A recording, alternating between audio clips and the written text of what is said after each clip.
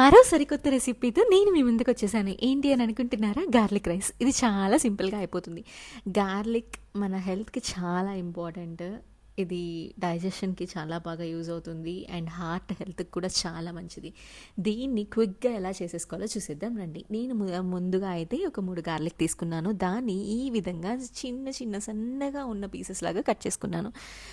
ఎంత సన్నగా ఉంటే అంత మంచిది, తినడానికి చాలా బాగుంటుంది. ఈ సన్న పీసెస్ని నేను ఏం చేశానంటే, స్టవ్ మీద ప్యాన్ పెట్టేసుకోండి. ప్యాన్లో ఒక 2 or 3 టేబుల్ స్పూన్స్ ఆయిల్ వేసుకోండి.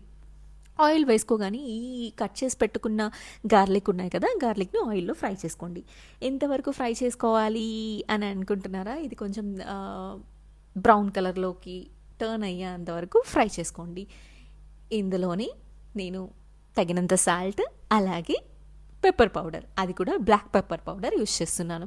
ఇలా కొంచెం ఆయిల్లో ఫ్రై చేసిన తర్వాత అవి వేసుకోండి. వేసుకున్న తర్వాత ఆ పచ్చి వాసన అనేది పోతుంది అండ్ ఈ గార్లిక్ కూడా మనకి కలర్ అనేది టర్న్ అవుతుంది. అలా కలర్ టర్న్ అయిన తర్వాత మనం ఉడికించి పెట్టుకున్న రైస్ ఉంటుంది కదా, ఆ రైస్ని కలిపేసుకోండి. అండ్ ఉంటుంది, చాలా బాగుంటుంది, అమ్మీగా ఉంటుంది అండ్ చాలా ఈజీ రెసిపీ, చాలా త్వరగా అయిపోతుంది. లంచ్ బాక్స్లో కూడా మీకు తీసుకెళ్ళచ్చు అండ్ హెల్త్కి కూడా చాలా మంచిది.